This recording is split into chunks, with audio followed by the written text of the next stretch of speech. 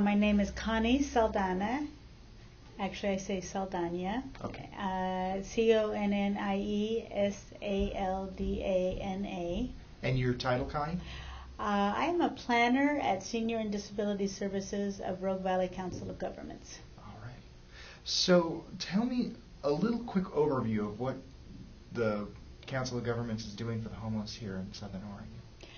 Well, we are a participant in the Jackson County Homeless Task Force, which provides a range of services for homeless people.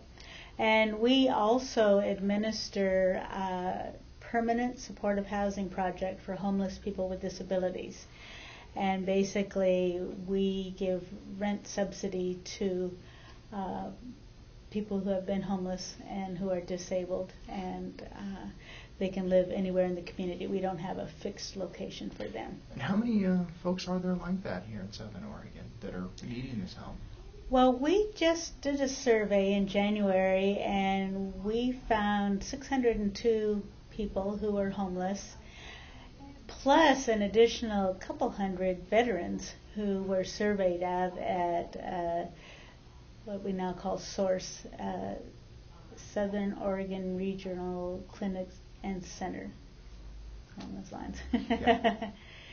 The VA down. Oh, you know what would help is if we put the microphone on. Oh, well, that's a good idea.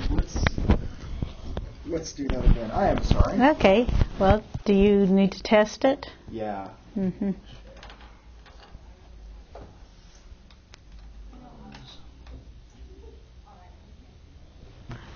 Gives me time to get the exact name of the...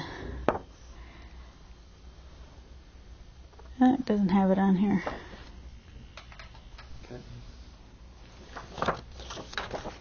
Are we still rolling? Yeah. Okay. You want me to start over with my name and everything? Or? Yeah, why don't we do that just so Okay. that in case we didn't get it, we got Okay. it. My name is Connie Saldana, ConnieSaldana.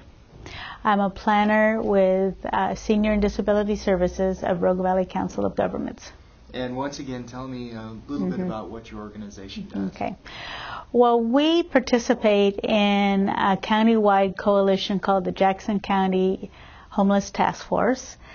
And we also have our own permanent supportive housing program for homeless people with disabilities. We administer that, and people go to a little nonprofit called Dazzle to sign up for that service, and that's where they go to get their rent check every month. And how many people are in that situation here in Southern Oregon? The Homeless Task Force does an annual count, and in January we had 602 people who were homeless, plus an additional 200 or so who were surveyed at the VA facility in White City. Now, if someone's finding themselves in that situation, what is available to them? Well, we have a range of services in our community that go all the way from shelter, which is what you would need if you were just coming off the street, through permanent, or what would we call it? Oh my gosh, forgot this very important term. Okay.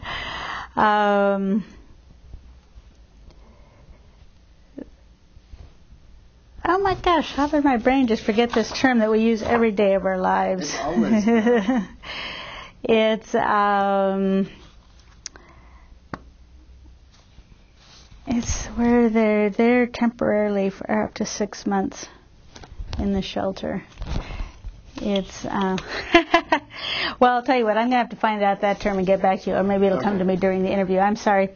So there's a continuum that goes from sheltering all the way through permanent housing. Shelters are provided by organizations such as Salvation Army, St. Vincent de Paul. In Medford, we have the Men's and Women's Gospel Mission shelters, and all the way up through permanent housing for low-income people, which primarily is provided by the Housing Authority of Jackson County. And people get on a list, and they have to wait sometimes 3 or more years to receive vouchers that they can use for rentals around town. And there are also, the Housing Authority also has a number of facilities where people can rent an apartment at a reduced rate. Generally, it's based on their income, 30% of their income.